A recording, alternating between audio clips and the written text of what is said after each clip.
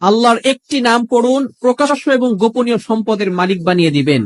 এটা আমি বলছি না, আলী রাদিয়াল্লাহু তাআলা আনহু বলেছেন। কানজুল উম্মালের 975 নম্বর হাদিসের ভিতরে আসছে, হযরত আলী রাদিয়াল্লাহু তাআলা আনহু বলেছেন, যদি কোনো ব্যক্তি অলওয়েজ আল্লাহ তাআলার একটি নাম পাঠ করতে পারে, তাহলে আল্লাহ পাক রব্বুল আলামিন তাকে প্রকাশ্য এবং গোপনীয় সম্পদের মালিক বানিয়ে দিবেন। প্রকাশ্য সম্পদের মালিক মানে হচ্ছে আল্লাহ তাআলা আপনাকে সম্পদ দান করবেন, আল্লাহ তাআলা আপনাকে গাড়ি বাড়ি দান করবেন। এবং গোপনীয় সম্পদ মানে হচ্ছে আল্লাহ তাআলা আপনাকে সুস্থতার নিয়ামত দান করবেন। আখিরাতে আল্লাহ তাআলা আপনাকে বিপদ আপদ থেকে হেফাজত করবেন। অর্থাৎ যে ব্যক্তি আল্লাহ তাআলার এই একটি নাম পড়তে পারবে, আল্লাহ তাআলা তাকে 4টি পুরস্কার দিবেন। কয়টি পুরস্কার?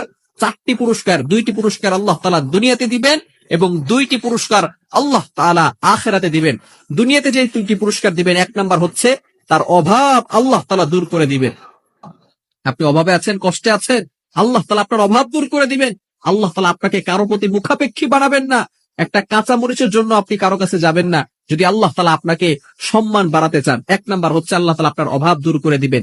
নাম্বার 2, দ্বিতীয় নাম্বার হচ্ছে আল্লাহ তাআলা আপনাকে সমাজে প্রতিষ্ঠিত করবেন। আল্লাহ তাআলা আপনার ইজ্জত বাড়িয়ে দিবেন, আপনার সম্মানকে বাড়িয়ে দিবেন। এই 2টি পুরস্কার আল্লাহ তাআলা দুনিয়াতে দিবেন এবং আর 2টি পুরস্কার আল্লাহ তাআলা আখিরাতে দিবেন। 1 নাম্বার আল্লাহ তাআলা কবরের আযাব আল্লাহ তাআলা ক্ষমা করে দিবেন, বলেন সুবহানাল্লাহ। এবং দ্বিতীয় নাম্বার পুরস্কার আখিরাতে দিবেন, সেটা হচ্ছে আল্লাহ তাআলা বলবেন, উদখুলিল জান্নাতা বিরহমাতি, go to the paradise with my mercy, আমার দয়ায় তুমি জান্নাতে চলে যাও, বলেন সুবহানাল্লাহ। এই 4টি পুরস্কার দিবেন। দোয়াটি হচ্ছে একেবারে ছোট্ট, আল্লাহ তাআলার নাম, লা ইলাহা ইল্লাল্লাহুল মালিকুল হাক্কুল মুবিন। লা ইলাহা ইল্লাল্লাহুল মালিকুল হাক্কুল মুবিন। এই নামটা আমরা পড়তে পারবো না? যদি আমরা এই নামটা পড়তে পারি, আল্লাহ তাআলা 4টি পুরস্কার দিবেন, প্রকাশ্য গোপনীয় সম্পদের মালিক বানিয়ে দিবেন। আল্লাহ তাআলা আপনাকে সুস্থতার নিয়ামত দান করবেন, ইজ্জত সম্মান বাড়িয়ে দিবেন, অভাব দূর করে দিয়ে আল্লাহ তাআলা সম্পদের মালিক বানাবেন, সমাজে প্রতিষ্ঠিত করবেন, কবরের আযাব বন্ধ করে দিবেন। কবর হচ্ছে খুব ভয়ঙ্কর জায়গা।